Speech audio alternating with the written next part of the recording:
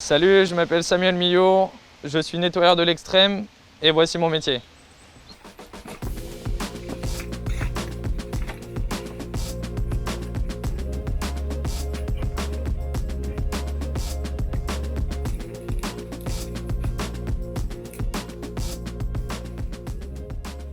Là ici on est dans la chambre de l'habitation, chambre principale de l'habitation, qui est bien encombrée. On a la salle de bain juste ici.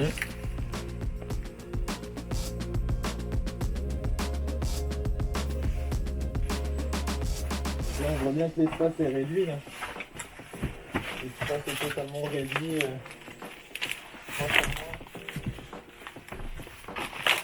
Un nettoyeur de l'extrême, c'est les personnes qui vont intervenir chez des personnes atteintes de syndrome de Diogène, syndrome de silogomanie, syndrome de Noé, donc des logements en état d'insalubrité un peu plus poussé, des logements avec une accumulation compulsive de déchets en tout genre, comme le cas de cette maison là, d'une centaine de mètres carrés qui est recouverte de partout.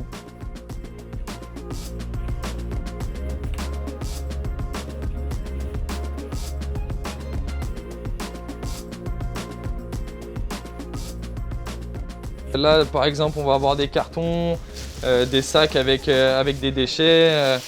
On peut se retrouver avec des collections de livres. Donc là, on parle plus de silogomanie, où là, les personnes vont accumuler en excès énormément de livres.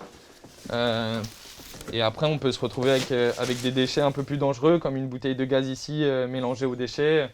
C'est vraiment de tout et n'importe quoi.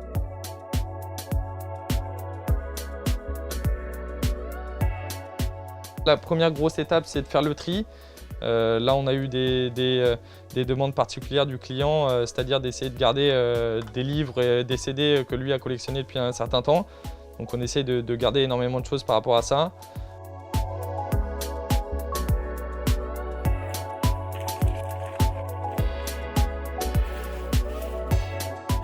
Quand on intervient sur cette situation comme celle actuellement, c'est qu'il faut comprendre qu'il y a un humain qui vit ici ou qui a vécu dans tous les cas, et il y a une part d'approche sociale très importante à prendre en compte.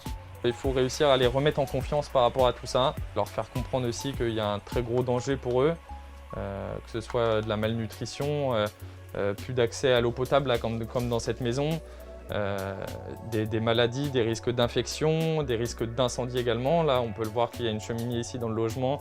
Avec un logement comme ça, et s'il y a un départ de feu, on sait que ça peut être très fatal. Il faut redonner confiance à ces personnes-là et leur faire comprendre que nous, de notre côté, on n'a aucun jugement par rapport à ça et qu'on est là vraiment uniquement pour les aider et trouver des solutions avec eux, sans tout désencombrer, sans tout jeter. La partie des encombrements, où là on fait évacuer ça par des bennes avec des transporteurs avec qui on travaille. Et puis après c'est l'étape nettoyage, donc le gros nettoyage du logement, et puis après l'étape de la remise des clés. On peut revivre totalement directement. Maintenant, ces personnes-là, elles auront une période d'approche totalement différente, donc c'est le temps de se réhabituer à son logement et de redécouvrir son logement qui vraiment aura changé. Mais oui, dans l'idée, le logement sera très sain après notre passage.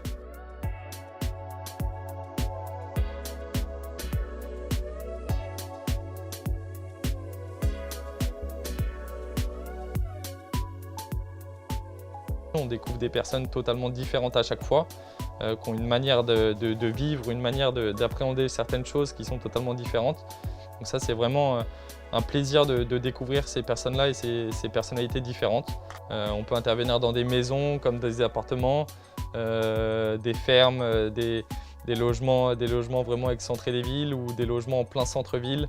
On découvre vraiment des lieux totalement inédits à chaque fois et totalement différents. Donc ça, c'est vraiment intéressant.